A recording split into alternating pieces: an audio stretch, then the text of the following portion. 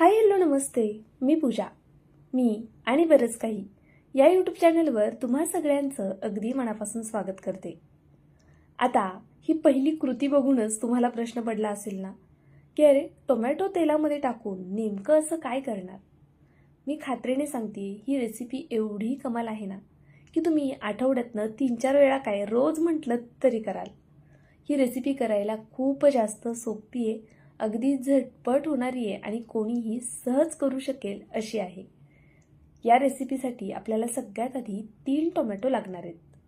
बरं, टोमॅटो घेताना कसे घ्यायचे? शक्यतो टोमॅटो कडक बघून घ्यायचा. असा मऊ झालेला बिलबिलीत टोमॅटो आपल्याला नकोय. कडक टोमॅटो हवाय. आणि त्यानंतरनं हे टोमॅटो आपल्याला स्वच्छ धुवून घ्यायचेत, कॉटनच्या कपड्याने पुसून घ्यायचेत. नंतर टोमॅटोच्या देठाकडची बाजू अशा पद्धतीने काढून घ्यायची आणि टोमॅटोचे 2 भाग करून घ्यायचे. तर पहा, इथे मी 3 टोमॅटोंचा वापर करून ही रेसिपी करते. 2 जणांसाठी एका टायमाची ही रेसिपी आपण करतोय. तर तुम्हाला किती क्वांटिटीमध्ये आणि किती जणांसाठी ही रेसिपी करायची आहे ते ठरवायचे.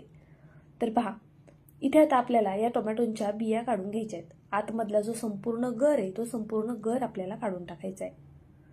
हे टोमॅटो आपण तेलामध्ये सोडणार आहोत, त्यामुळे यामध्ये पाण्याचं कमीत कमी प्रमाण ठेवायचे.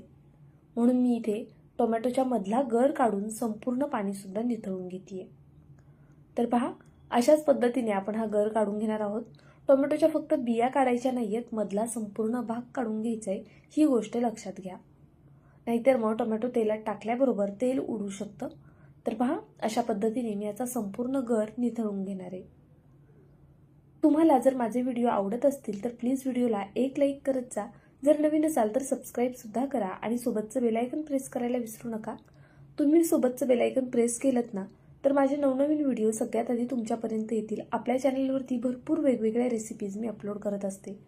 टिफिनसाठी किंवा लहान मुलांच्या टिफिनसाठी, लहान मुलांच्या नाश्त्यासाठी किंवा पाहुणे आल्यावरती, सणासुदीला किंवा असं चटपटीत काहीतरी खायचं आहे तेव्हा तुम्ही काय करू शकता ना, याच्या भरपूर रेसिपीज तुम्हाला आपल्या चॅनलवरती मिळून जातील. त्यामुळे नक्की सबस्क्राईब करून घ्या. इथे पहा, मी 3ही टोमॅटो कट करून घेतले. त्यानंतरनं अशा पद्धतीने पलटी करून ठेवतीये, म्हणजे मग ह्याचं थोडंसं पाणी निथळलं जाईल. आता इथे मी एका साईडला तेल गरम करून घेतलेलं आहे. तेल खूप जास्त गरम नाहीये, असं प्रमाणामध्ये गरम आहे. पहा, टोमॅटो सोडताना तुम्हाला समजत असेल तेल कितपत गरम आहे. या पद्धतीने तेल आपल्याला गरम करून घ्यायचे. त्यानंतरनं यामध्ये एक एक करून अशा सगळ्या फोडी सोडून घ्यायच्या आहेत. गॅसची फ्लेम मी इथे मीडियम ठेवली आहे. मीडियम फ्लेमवर आपल्याला हे टोमॅटो छान असे तळून घ्यायचे. टोमॅटो तळत असताना अजिबात इकडे तिकडे जायचं नाही, नाहीतर मग टोमॅटो पूर्णपणे तेलामध्ये सुटू शकतो. पुढे टोमॅटो तळत आल्यावरती तुम्हाला ती गोष्ट समजेलच. तर पहा, इथे मी अशा पद्धतीने सतत हलवत हे टोमॅटो तळून घेणार आहे. आता आपल्याला हे टोमॅटो पलटी करून घ्यायचे, म्हणजे हे दोन्ही साईडनी छान असे तळले जातील. तर पहा, मी इथे दोन्ही साईडनी हे टोमॅटो मस्त असे तळून घेणार आहे. गॅस मीडियमच ठेवा, खूप फास्ट गॅस करू नका, मीडियम फ्लेमवरच हे टोमॅटो तळून घ्या. तर पहा, इथे संपूर्ण टोमॅटो या पद्धतीने मी असे पलटी करून घेतलेले आहेत, पाहू शकता तुम्ही. आता आपल्याला या टोमॅटोंची साल काढून घ्यायची, पण त्यापूर्वी आपण हे टोमॅटो लगेचच तेलातनं काढून घेऊया. तर पहा, इथे आपण मीडियम फ्लेमवरती हे तळत होतो. हे टोमॅटो तळत असताना ना साईडने असे सुटायला लागतात, त्यामुळे हे टोमॅटो तळत असताना अजिबात इकडे तिकडे जायचं नाहीये, लगेचच हे टोमॅटो तेलातनं काढून घ्यायचेत. जर तुम्ही थोडा जरी उशीर केलात ना तर हे टोमॅटो पूर्णपणे तेलामध्ये सुटून जातील. असं तेल निथळून घ्या आणि संपूर्ण टोमॅटो तेलामधनं असं सेपरेट करून घ्या. तर पहा, इथे मी हे संपूर्ण टोमॅटो तेलातनं काढून घेतलेत. आता हे तेल निथळत असताना थोडंसं असं प्रेस करून निथळून घ्यायचं, म्हणजे बऱ्यापैकी सगळं तेल निघून जातं. आणि पहा, जर तुम्ही असा थोडा उशीर केलात ना तर संपूर्ण टोमॅटो असाच तेलामध्ये निघून जाईल. तर आता इथे मी 2 हिरव्या मिरच्या घेतलेल्या आहेत. मिरच्यांना मधनं कट द्यायचं आहे. मिरच्यांना कट नाही दिलात तर मिरची तेलामध्ये फुटू शकते, तेल अंगावरती उडू शकतं, त्यामुळे मिरचीला मध्यभागी कट द्या. मिरचीची देठं आपल्याला काढून घ्यायची आहेत. मीडियम फ्लेमवरती आता ही मिरचीसुद्धा मी छान अशी डाग पडेपर्यंत तळून घेणार आहे. तर पहा, तुम्ही ही मिरची टोमॅटोसोबत तळू शकता, पण मी नंतरनं तळलेली आहे, कारण मिरची तळायला थोडा वेळ लागतो आणि टोमॅटो खूप पटकन तळला जातो. आता आपली मिरचीसुद्धा इथे व्यवस्थित अशी तळून होत आलेली ही मिरची आता आपण काढून घेऊया. तर पहा, संपूर्ण तेलने तळून मिरचीसुद्धा आपल्याला काढून घ्यायची आहे. तिखट तुम्ही तुमच्या आवडीनुसार कमी जास्त करा. मी इथे 2 मिरच्यांचा वापर केलेला आहे, पण तुम्हाला हवं तर तुम्ही जास्तीची मिरचीसुद्धा इथे वापरू शकता. तर पहा, इथे आपण ही मिरची आता तेलातनं निथळून काढूया. आणि लगेचच आपल्याला एक कांदा घ्यायचा आहे आणि तो कांदा चिरण्यासाठी घ्यायचा आहे. पहा, मी इथे एक लहान आकाराचा कांदा घेतला आहे. आपण 3 टोमॅटो ज्या आकाराचे घेतले होते ना, त्याच आकाराचा एक कांदा घ्यायचा आहे. म्हणजे कांद्याचं प्रमाण कमी हवं आहे, टोमॅटोचं जास्त हवं आहे. तर पहा, मी इथे कांदा अगदी बारीक असा चिरून घेणार आहे. तुम्हाला जितका जमेल तितका बारीक कांदा चिरून घ्यायचा आहे. जर तुम्ही हा पदार्थ जास्त क्वांटिटीत करत असाल ना, तर तुम्ही हा कांदा चॉपरला फिरवून घेतलात तरीसुद्धा चालेल, पण कांदा शक्यतो बारीकच चिरून घ्या. मी ते संपूर्ण कांदा याच पद्धतीने अगदी बारीक असा चिरून घेते. आता यामध्ये तुम्हाला हवं असल्यास तुम्ही गाजरसुद्धा अगदी बारीक चिरून घालू शकता. आपल्याला इथे जर गाजर वापरायचं असेल ना, तर ते सुद्धा कच्चंच वापरायचे. यामध्ये आपण फक्त टोमॅटो आणि मिरची शिजवून घेतलेली आहे.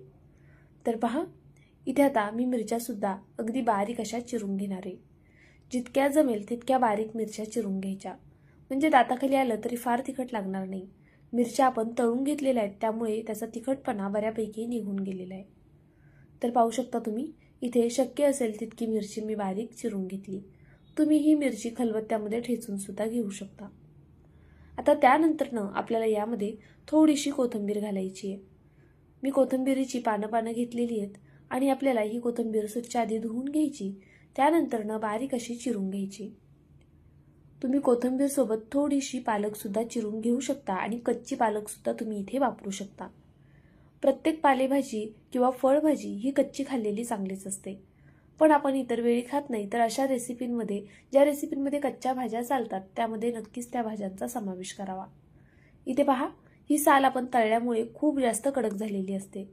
तर आपल्याला ह्या संपूर्ण टोमॅटोंची साल सगळ्यात आधी काढून घ्यायची आहे, कारण ती दाताखाली आली तरी ती अजिबातच चावता येणार नाही, इतकी कडक झालेली आहे. तर पहा, आपण इथे टोमॅटोची साल संपूर्ण अशी काढून घेणार आहोत. मी इथे 3ही टोमॅटोंची साल काढून घेतली.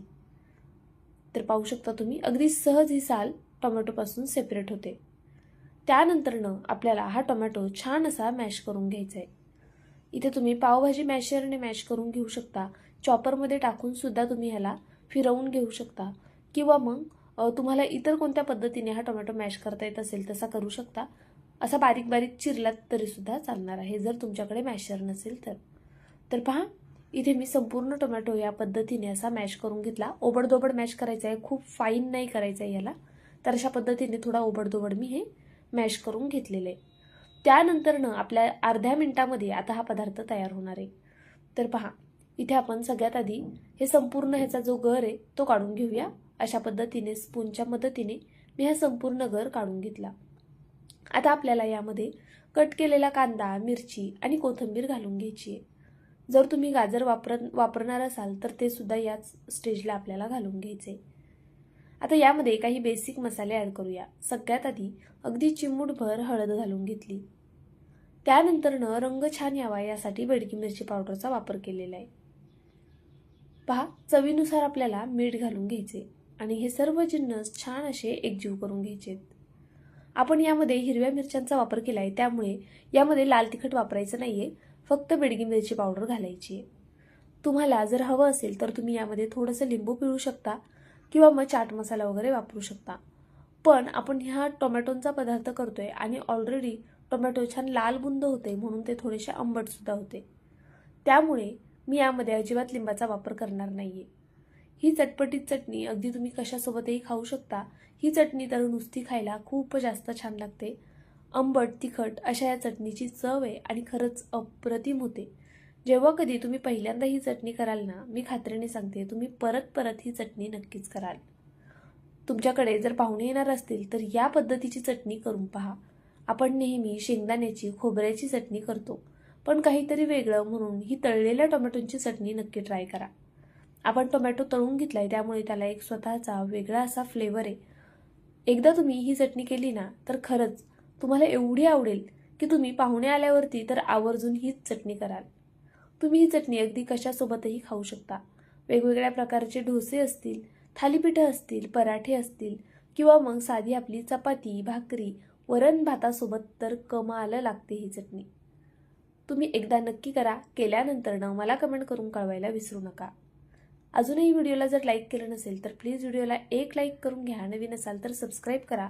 ज्यांना असे चटपटीत पदार्थ खायला आवडतात ना, त्यांच्यासोबत ही चटणी मात्र नक्की शेअर करा.